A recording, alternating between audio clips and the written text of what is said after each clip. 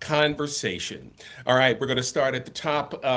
Trump is continuing with his mental decline. The Epstein files are really starting to weigh on him. I mean, he is absolutely losing it. Rage posting in the middle of the night, talking about going after Harvard for $1 billion after they had a deal in principle, for him to stop attacking one of the great bastions of educations of higher learning in our country. But this guy is so unstable. We don't. I mean, how does this all end? Good grief! Come on, cholesterol, do your thing. Brock Ellis joins me now live from the beautiful confines of his home in the Upper Hudson River Valley, just outside New York City. And Brock, the Mad King, the Epstein files, it's not going away. But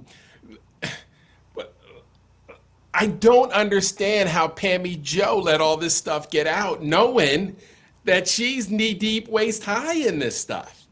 And she's implicated as well with all the stuff from Florida that Epstein was able to skirt and get away with and schmooze law enforcement. I mean, it's a pretty sad batch in that cabinet again. The incompetence is through the roof.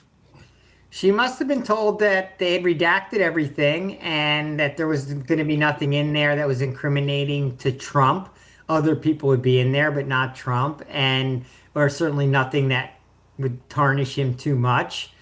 That must have been what she was told, right? She obviously didn't go through the 3 million pages, right? So she just had to get told that by someone and said, okay, we're going to release at least a little bit here. It's going to ease the pressure that we're getting from both QAnon crazies and Congress and the Ro Khanna and Tom Massey crew, as well as the victims, and just that noise level. This will tamp it down. But, there's just Trump's in there so much, they can't even release a page that doesn't incriminate him. I'm finding the most, I guess, humorous part of it, if there is one, is Trump trying to convince us that what's been disclosed is exonerating him.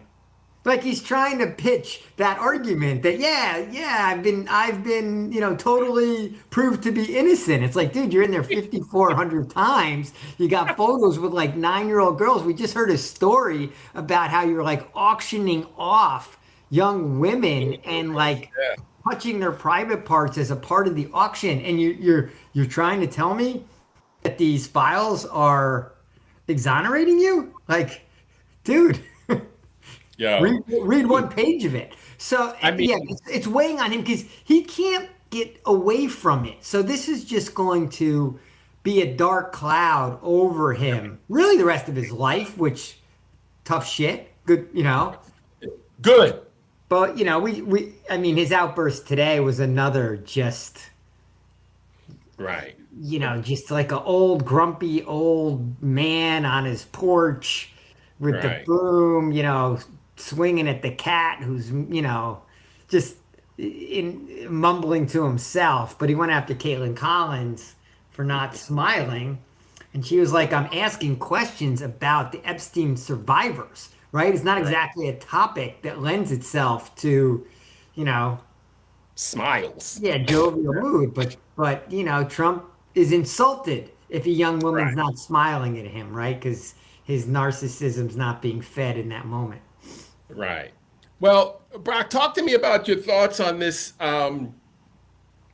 decoded diary of this 16-year-old, because, my issue is that, we've got this web of rich and powerful men, and there's only one woman in jail. Of all the names that have been mentioned, of all these people, right, one woman is serving prison time for what was done to these women now, but then children. It's amazing. Other countries are dealing with their people in power who are in there immediately, right? People are getting fired, forced resignations. Prince Andrew's been sent to like a cottage in the corner of the farm, right? He's been basically kicked, in essence, expunged from the royal family. But there was like this guy used to be U.S. ambassador was in there, and he's been, forced to resign. Someone in like Slovakia, I think, was in there. Boom, fired right away. But in this Yep. country, it's just there's still absolutely no formal ramifications. We would No. hope there's going to be some embarrassment and shame is going, people like Bill Gates are going to feel shame. It's going to change his ability to have a public profile, but nothing's going to happen legally because, I mean, Pam Bondi's going to make some mistakes, but she's not going to be cuffing anyone in Trump's circle because they're all just gonna. I mean, I guess they're all just gonna try to barrel through this and kind of give America the finger. Like, so what? We Right. did it. So Right. what? So what? Wait, Todd Blanche, right? Trump's lawyer was saying like, what's the crime in quote And partying partying. with Jeff Epstein? Like, well, what do you? How's he? What's the definition of partying here? Like, Yeah.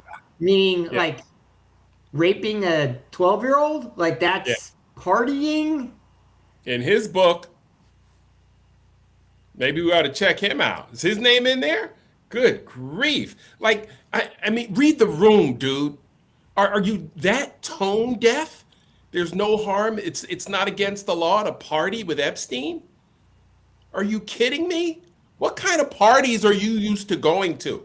That should have been the follow-up. What kind of parties do you go to, Mr. Assistant Attorney, Deputy Attorney General, whatever the fuck you are? But this 16-year-old's diary, um, there's apparently a torture video.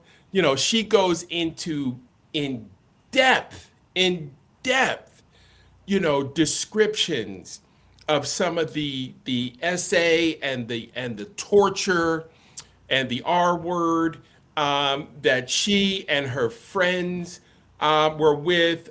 She identifies Jean-Luc Brunel, the late French modeling agent, had links to Epstein, and your boy Leon Black, who she said, bit her and drew blood, and they got mad at her because she got blood, I think, on the carpet or something. I mean, like each document that comes out is more horrendous than the last. And I don't know how only one person, one woman, is now being held accountable. Well, you look at someone like Leon Black, like Apollo, his fund, it's just operating as if nothing has gone on, as if the Right. person at the top of it isn't like up to his eyeballs in child rape and the entire Epstein web, right? We don't even know. We haven't even followed and tracked the money yet. That's going to take an entirely new Department of Justice. So once we Yes. start following the money, then, I mean, because supposedly Trump even has like thousands of transactions of money flowing to Epstein. Like, why would that? For what reason?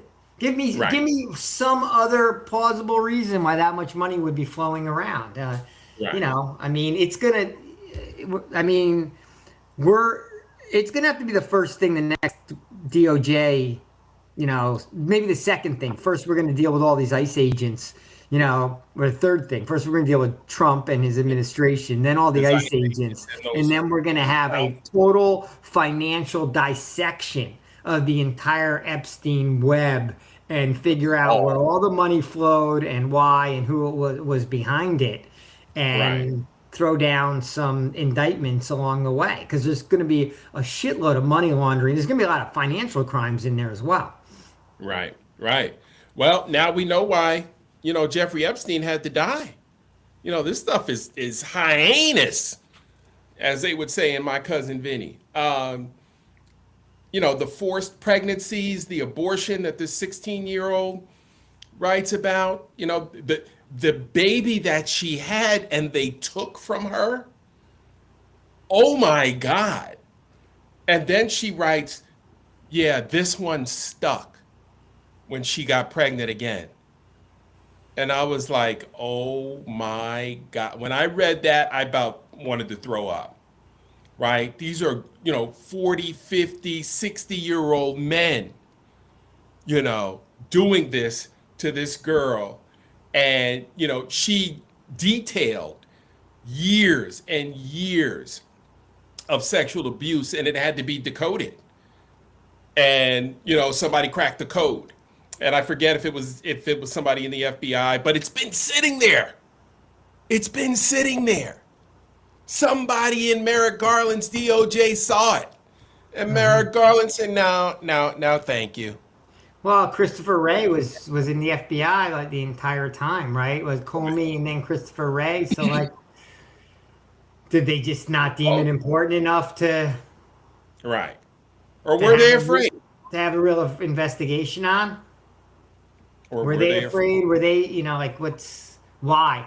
Give me, Right. what's a plausible explanation on why the premier law enforcement agencies in our country didn't dive in on this? Yep. Kick You the know, can. Kick the can. and most people, I mean, I'm sure any woman on here would say old boys club, right? Took taking Right. care of each other, Right. looking out for Uh, each other. all right. Let's get to ICE. Minneapolis, it's still going down. People are still being, disappeared.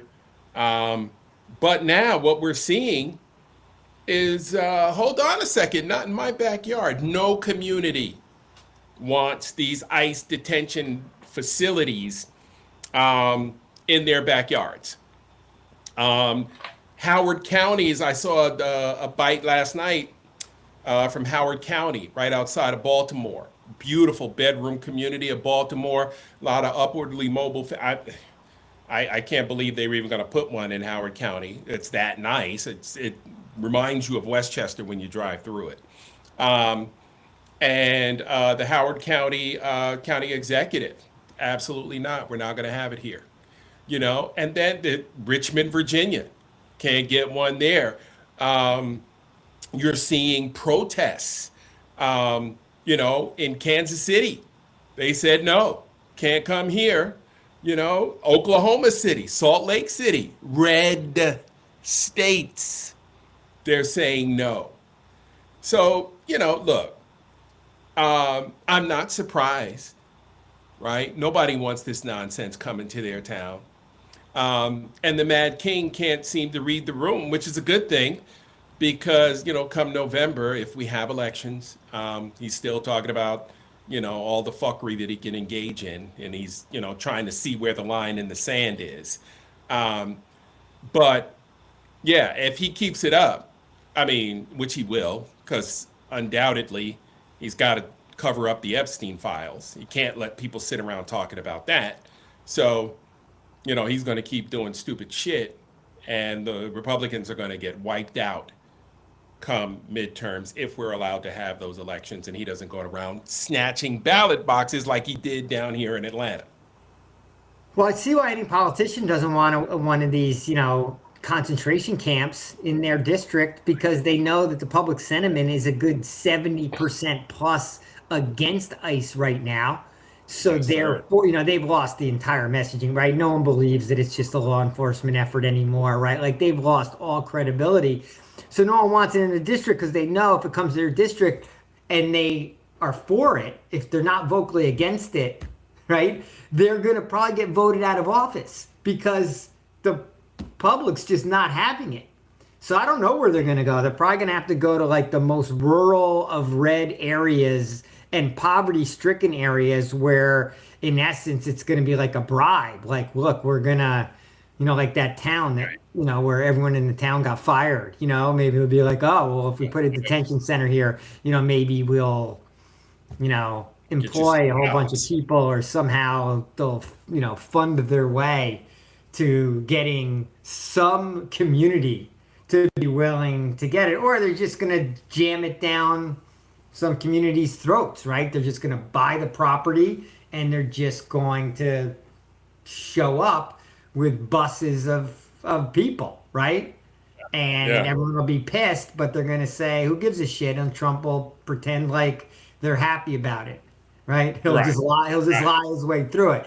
But I don't feel like Stephen Miller is going to slow down. They're just going to push their way through it and piss off ultimately more red districts because a blue Right. district will go ape rip shit, right? Like I don't see how they're going to put it in a blue district in any way, No. shape, or form. No. You can forget it. They've detained 75,000 immigrants, right? As of mid-January, up from 40,000 when Trump took office in January. According to that's just according to the feds, and so we don't know if that's a true number or not, right? Because what was the quota? 3,000 a day, and they've been at it for what, 9, 10 months, 11 months. It didn't take long for them to ramp this shit up. So I don't know if I even believe that number, 75,000. So the ICE facilities out there have doubled. You know, Again, warehousing human beings for profit. Yeah, a lot of them are kids. More We got we disgusting. got measles running rampant through one of the facilities. Um, a lot of people dying in custody, right? There's inhumane conditions. I guess that doesn't even count the people then that have been deported then, right? You were just given a Right, number of the people that are still in, the US borders being warehoused for now. right, I've never I mean, I don't think I've seen a an issue move as quickly in a direction of negative sentiment as this. I'm almost trying to think like after the George Floyd murder, like there was a big change in sentiment, maybe for police brutality and qualified immunity, right? There was none of these things, not much changed, right? right. We still have But qualified immunity. yeah, but a pretty big, a pretty good swing in sentiment. But this one may, has been really quick, right? And it didn't happen necessarily in LA or in Chicago. It was like building and building and building. But as soon as they've hit the ground in Minneapolis, and as soon as Renee Good got shot, right? This meter has absolutely switched. Absolutely. But the politicians, we're going to see, right? Because they funded everything in the budget except DHS, and now we're going to have this fight. I mean, Christy Nome says she's going to make them wear cameras. We'll see if that's a lie Ah, or not, or does it matter? Are we ever going to see the footage? right. And how strong are the Dems going to be to play this current advantage in terms of masking? Like Tom Homan's arguing so hard that they have to be masked because otherwise they'll be doxxed. But no one else in American society has to worry about doing their jobs, right? And Right. being known for who they Right. are in the job they do, right? Our Right. military is not masked. Our law enforcement's not masked, right? DEA Yep. agents aren't running around masked, right? No one is wearing masks except for the ICE agents. Freaking yahoos. Right. So it just, I mean, it just tells you that they're hiding something, right? And what they're hiding is who these people are, because once we see who they are, we're going to realize they're the worst of the worst. We're going to start Exactly. identifying them, and we're going to see that they're basically this neo-Nazi militia of three percenters and Proud Boys and the like. Right. So I'm just hoping I'm hoping the Dems fight fucking tooth and nail on that unmasking issue. Yeah. Yeah. They've Do got you to think they push. will? Do you think they will? No, I don't. Okay. I don't. I don't have a lot of faith. Yeah, I just don't. Chuck Schumer's going to get extra training, right? He'll get some Yeah, extra training get extra session. training, and then send out another tersely worded letter. Uh, so that's his specialty. Thanks, Chuckles, for nothing. Um, I wanted to talk about the celebrities speaking out. After the Grammys, um, I decided to take a look at The Boss's music video dedicated to Alex Peretti, The Streets of Minneapolis. Through the winter's ice and cold, down Nicollet Avenue, a city of flame fought fire and ice neath an occupier's boots. King Trump's private army from the DHS, guns belted to their coats, came to Minneapolis to enforce the law, or so their story goes. I mean, he's pulling no punches, and I love it. And here's the thing though, Brock. I wanted Bruce to do a song, when Trayvon Martin was unalived. Tamir Rice was unalived. Laquan McDonald was unalived. And look, no one thinks what happened to Renee Good or Alex Preddy was deserved or called for or anything but what it was, which is absolutely incorrigible and inhumane and ridiculous, right? But what we can't figure out on the black hand side is, what's bringing y'all out now, right? We've been neighbors. I've had white neighbors in every city I've lived in, right? And there hasn't been we've been saying this stuff's been going on with the police forever. We just didn't have it on video. Now we got it on video. And again, this is why you're seeing that hesitation from the black community to get out there, march, protest, be loud. I referred you to Little Baby after the George Floyd and his song, Bigger Than Black and White, right? And in his song, he actually points out the fact that all white's not racist, right? He gets it. He understands it. It's bigger than black and white. And what he's saying in his song is it's about the system. And what I'm saying with Bruce's song is, I love the lyrics. It's a good piece of music, great song. We've been dealing with these rubber bullets and, the protests. And, so white America's kind of new to this. And what you're seeing is kind of bothersome because we're Americans too. And we wanted you to feel this righteous indignation when we were unalived, when we were struggling in the streets. And, while we did get some, we always have some. See Loki Mulholland. I'll send you his link on LinkedIn. Who is an activist? He's a member of a predominantly African American fraternity, and he is looked at as a rock star when he shows up at our events. As a matter of fact, I was lucky enough to get a picture with him in Tampa at our conclave, at our grand conclave. I ran into him. And, we have got to learn to look deeper at like you were talking about, our neighbors. Let's look at all of our neighbors, right? The black ones too. And I think, because I'm hearing that more and more now, right? Where was white America when we were suffering? It's a great question. It's one of the things that I've learned the most about doing this podcast over the last year.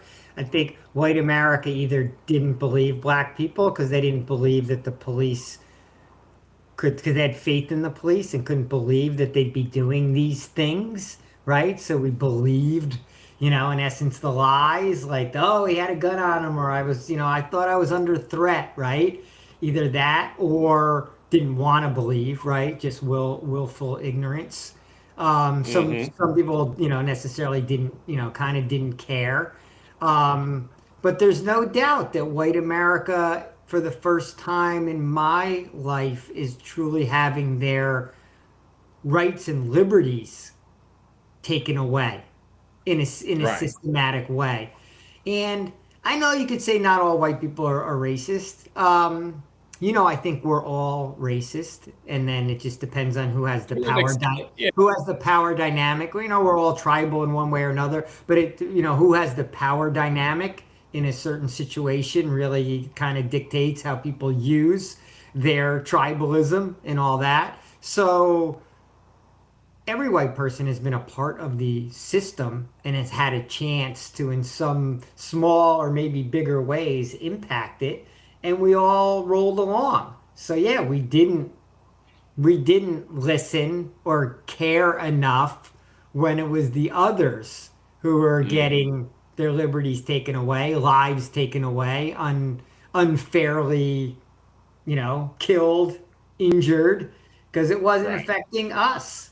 Right. And we didn't believe the worst of those around us, that there were, so many, you know, evil characters with evil intent in positions of power that we had given them Yes. and voted them into. And in essence, the public was the one that was protecting and serving, right? We were protecting and serving the police versus Right. them protecting and serving, right? We were the fact that we have qualified immunity and that is a part of the law and gives that much power to an institution. And Terrible. terrible, right? And then we played, because now with ICE, we're like, wait a second, they can't just shoot anyone and get away with it. But we've been letting police still, we've codified that in the police Yep. departments. We just broke that maybe 5 years ago, not formally, but now finally, we were recognizing that there is that blue wall of silence isn't enough. We can't just let the police get away with everything, right? There was a Right. minor awakening on that front. But yeah, white America, we're all complicit in this. We're kind of getting what we, sadly, what we deserve right now. And now we're going to have to fight our way out of this. We're going to have to find allies in the black and brown communities and figure out how to make our neighbors allies of ours in the fight against white supremacy. So not only have to fight, we're going to have to message, and we're going to have to make some credible promises about the future, right? Right. There's a lot to do. But you know what? That's because we're basically in a fucking civil war. Yeah, there's a lot No to doubt. do. Guess No doubt. no one's shedding a tear for us. This is the No. position we got ourselves into, and this is now how we have to figure our way out of it. And there's no easy way out of it. We're gonna have to do it economically. We're gonna have to do it on the streets, and we're going to have to inspire Black America, Latino America, Native American America to come Every along with us when every yes. one of those groups is kind of like, huh? Kind of treated us like shit ever since we've been here. Yeah. I mean, I can go back to the George Floyd protests, and um, it was the first time I actually had a chance to participate in a protest. I've been there in a news gathering capacity before, but actually participating in one. And I remember it was a white family with some young kids that were marching with us, and I just said, what brings you guys out? They just, we want our kids to know this is wrong, and we want our kids to grow up in a better place. And I said, well, thank you for coming, and thank you for being here and showing your support. It means here I am 5 years later still talking about it, right? It means so much. Um, because while it seems like a small gesture, it's bigger than they realize, you know, because because and I know I always give you the hockey analogy, right? What kind of dad would I be if I say, watch out for white people, and drop you off at hockey practice, right? Like my son's gonna be looking over his shoulder all night. He's never gonna get a puck, right? Because he's watching out for white people, right? That's not parenting. Most people don't believe it when I tell them Newark, New Jersey police didn't fire a shot in 2020. didn't fire a shot. None of their officers discharged their service weapon. So we're not animals, right? As a community. But that is the, and we've got to have this discussion too, Brock, the way the media portrays the black and brown experience in the US. Black, brown, Asian as well. Yeah, but more black brown in terms of a threat, right? Right. Asians didn't get painted with them as being threatening to white people. Right. Definitely black people, and then to a lesser extent, South American, Latin Americans, black people Right. the most, right? Like just from the Right. from the get-go, from the slavery days. But as we go into that, just one thought popped in my head that I just want to get out before I forget it. Just, maybe the George Floyd protest really prepared Minneapolis for this moment because white people had gotten out there on the streets for someone they did. else. And then now here we come around years later, and maybe it got into their DNA a little bit more than other places in the country where it didn't hit home to them because they'd already seen the system kill a black man, a white person kill a black man, and everyone else stand around and feel helpless while they watched one of their neighbors get killed on video. I think it prepared them for the moment. Maybe that's why it was such a mistake of ICE going in there, because they're fighting the hardest, because it's not their first fight, or maybe the last time they didn't fight, they just marched, and this time they amped it up, like they're ready to, because now they're seeing the white guys. I don't want to say just the white guys, because it was really sad to see that the two shooters of Alex Preddy were two Latin Hispanic. Americans, right? Two Hispanic guys. They've Yeah. been in Border Patrol for 8 and 10 years. Like, come on, guys. Why is this your fucking job? Like, Right. and what do you, like, why are you doing this? Masked up. And so I was disappointed in that, because to me, there should be the only people in ICE left should be Yeah. 3%ers and Proud Boys. Like, everyone Right. else should have, like, walked away from the job Got it. and found something else to do. And that's also what we need to dedicate a show to too, is how are the people that were already a part of this organization, this government agency, so willing to go out and do this work, right? Like, I'd love to know how many of these guys have been on, the ICE rolls, prior to getting hired by the Trumpsters. Think of the shit they were doing to people on the border, right? Like the Exactly. atrocities they must have been doing on the border that we just kind of looked the other way on as Americans, because we're like, they're looking out for Well, us. Because they're always playing into white people's fear. Right. Even just today, Trump was talking about crime again, right? Because the white racist is going to always go back to that and Right. play the crime card and the fear card, and we're protecting you messaging. They're trying to get to that white woman and man, particularly Right. in the suburbs, In the right? burbs. Who has Yep. the fear, right? Because people live in cities, they don't think that way, right? Like you're in a melting pot already. Right. Did you see, I'm sorry to No, butt go in. ahead. Did you see the testimony today from the woman who survived the 5 gunshots from the ICE agent? I And only his- saw the one quote from her where she mentioned his name and said, "Hey, I hope this ain't doxing. He shot me 5 times or something like that." What Right. else did she? What else was in there? He sent out a text message and says, "Hey boys, I fired 5 rounds and put 7 holes in her. Put that one in your books, boys." As That if was- it's a game. That was to his coworkers, his friends, or coworkers. Oh yeah. Those are the kind of people we have in that agency. No compassion, right? No feeling for others. They're not trying to get to know their neighbors. They're trying to execute Americans. This was an American citizen. I don't care what kind of accent she had. This was an American citizen. Right? And that's the disgusting part about what's going on now. We're doing this to Americans.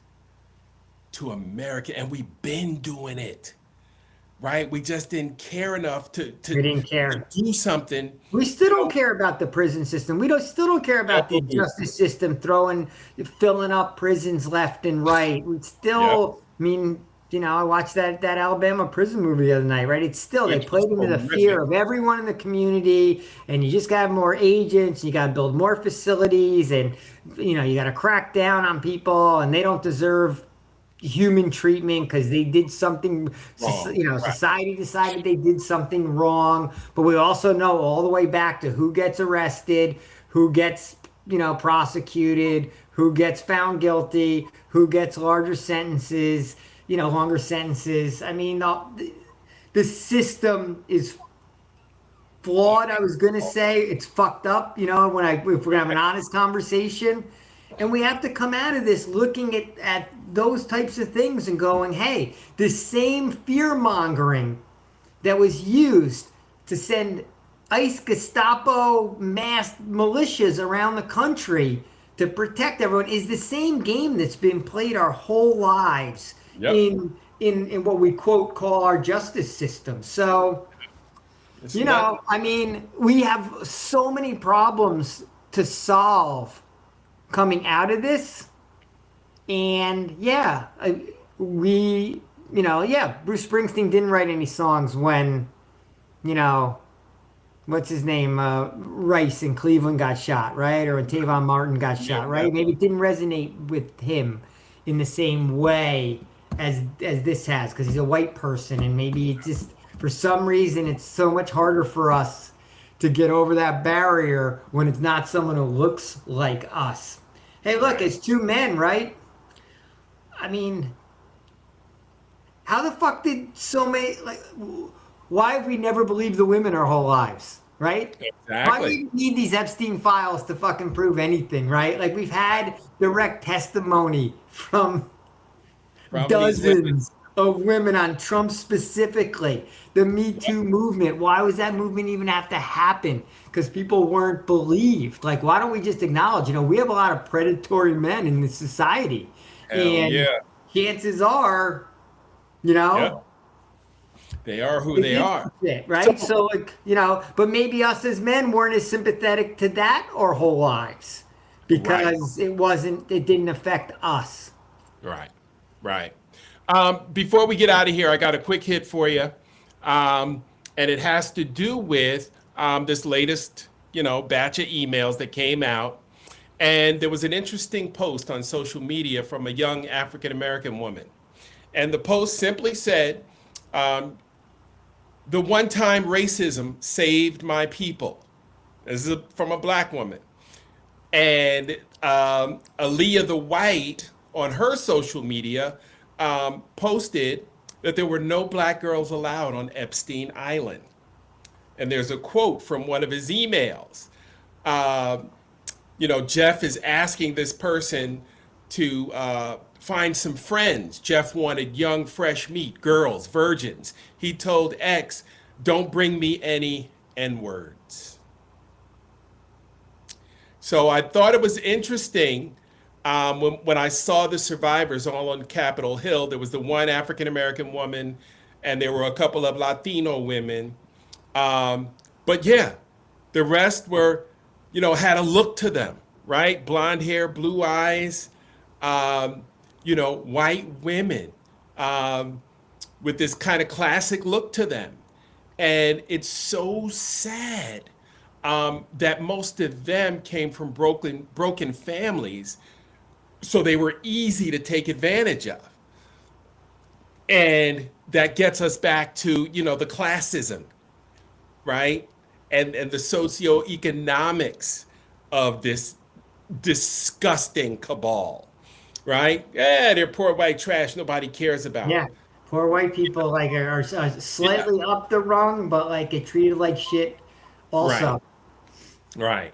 And I just found it so fascinating, that I mean, even one of the most disgusting and vile human beings, on the face of this earth, was as racist as he could possibly be.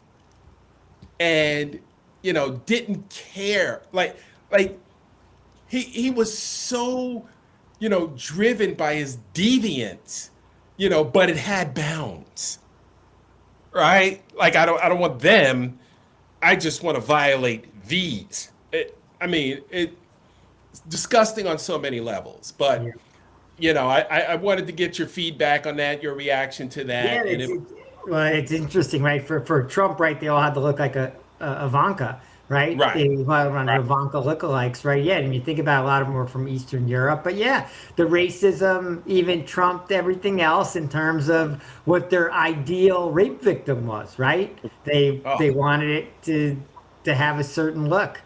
This is definitively a white male power group, right? It became a circle that continued to grow as more people are drawn into it.